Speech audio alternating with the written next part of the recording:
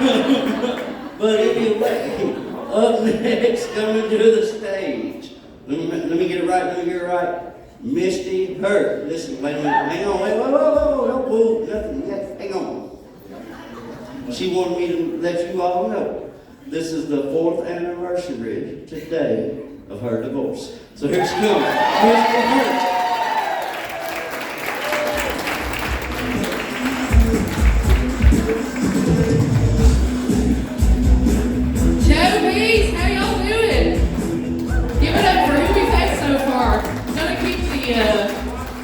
Rock on, do I need to dance? I done put my pole up. Give it a hand for the wait staff and everybody here tonight. Thank y'all so much for putting this on. Allows people like me to not have to go to Lexington or Louisville or Nashville for one night. So y'all give it up for them. So, as he mentioned, this is the 4th anniversary of my divorce. We all celebrate for different reasons. I do still wear my wedding ring though for different reasons. It's gorgeous. I picked it out. Also had to help pay for it. He went to Jared. I had the cosign. I hit the jackpot. I hit a gold mine. I had a landmine with him is what I had. The saleswoman at Jared thought he was getting cold feet buying a ring. Turns out that man just always breaks a sweat when the words credit report are mentioned. Diamonds are forever. Narcissists are too, as long as they need something from you. That man lied to me about so many things, but one thing he lied about that I keep getting mad about, we got any Raising Cane's fans in here?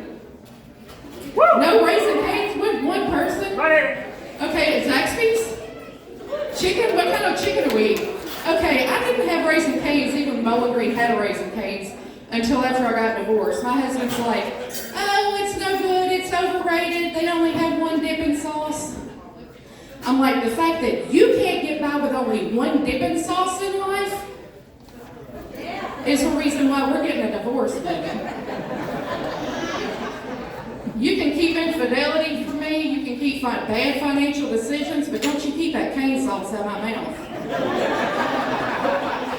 We disagree about a lot of things in the South. Politics, religion, football. We all agree that Chick-fil-A is the Lord's chicken, but honey, that cane sauce will have you calling on him. Dear Lord, I have tasted the sauce, and it was good. I don't know if I did this in a manner pleasing to you, but honey, it's working for me. Don't lie to me about food. My ass is on backwards. You know you can't lie to me about food.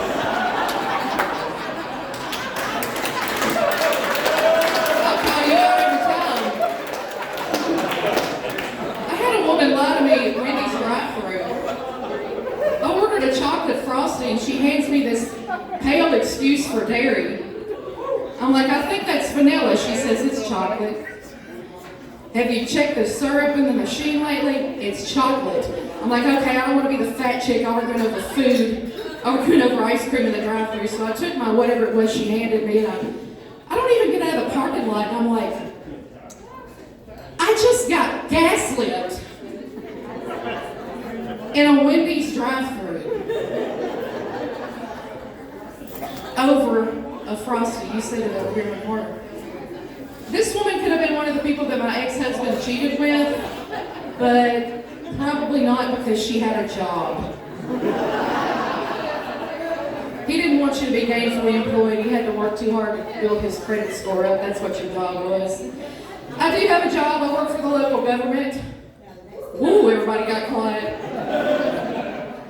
I work with the public now, and I used to work in the music business. I was a music business publicist. Those are two entirely different things, okay? When I was a publicist, I spun the truth for a living. Now working with the public, I just have to explain it. Very slowly. Multiple times to people who don't want to hear the truth, right? So how did I get up in the music business? There was actually one of my old music business buddies here, Jenny, right in the front row. Okay, she's from Nashville. She's a Bowling Green resident. Y'all make her welcome. So I went to this little school in Nashville. Nashville called Belmont University. Okay, they had a great music business program. Belmont did not disappoint from day one. I had the full Nashville experience. Okay, so I go check into my dorm, come back to the car. My dad's saying, "Your mom's nuts. Have you took your medicine today?" I'm like, "I feel like I'm home already here on campus. My parents are fighting." So apparently, my mom has gone out to the parking lot and seen Vince Gill sitting on a refrigerator. Okay? So I go assess the situation, and sure enough, there's Vince Gill sitting on a mini fridge just swinging his legs like he's waiting on a bus. And the funniest part about that day is, well, he was there moving his daughter in. First of all, Vince wasn't just on Belmont's campus haphazardly, but he's moving in, and you've got all these parents moving all this heavy furniture in, and you're going upstairs, and mid-step, somebody's mom's going, "Oh my God, honey, look, it's Vince Gill." Meanwhile, the daddy's standing behind her carrying a tube TV. It's the year 2000, so that TV's the same weight class as a Honda Civic. He's halfway to a hernia, and he's like, "I don't care if it's Vince, Dolly, and all the hee-haw honeys, woman. Knees to chest." Keep this line moving, my back's broke. It was cool to see the expressions on their face though. So, we have any classic country fans in here? Yeah, I don't mean Brad Paisley, that's not classic enough. So, there you go. Well, how about this? My roommate in college was Ernest Tubbs' granddaughter, okay? Now, she was a sweet girl, but it never failed. Every time during finals, she kept me up walking the floor. I'm glad we got that. If that joke didn't resonate with you, just pretend I said I lived with Hank Williams' granddaughter, and I couldn't sleep because all her rowdy friends kept coming over. Doesn't matter what kind of crowd we got with that when it works. My final at Belmont was country line dance. Yeah, my business, my PE elective, should I say, was country line dance at Belmont.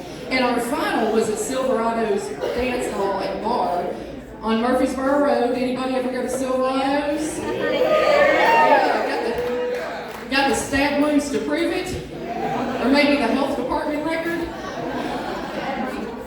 I never had a study guide before in college that said, "Put your boots on and bring your card for the tab." That was awesome. So it's good to be back in Glasgow now. If you're living in Nashville, my parents are getting older. They laugh at all my jokes now because I decided what nursing home we're going to be in. It's kind of funny though. I never realized one thing. My parents have become the most wholesome drug dealers I have ever seen in my life. It doesn't matter what's wrong with you. They got something that'll help you out. I had a headache one day. Mom's like, "I've got some infection medicine if you want to come over here and get some." I was like, "Mom, that's why you're always sick. You never finished the course of an antibiotic." She said, "I don't take antibiotics. I take infection medicine." I had a stomach ache one day. She said, "Come over here and get some of your daddy's 6 stomach pills."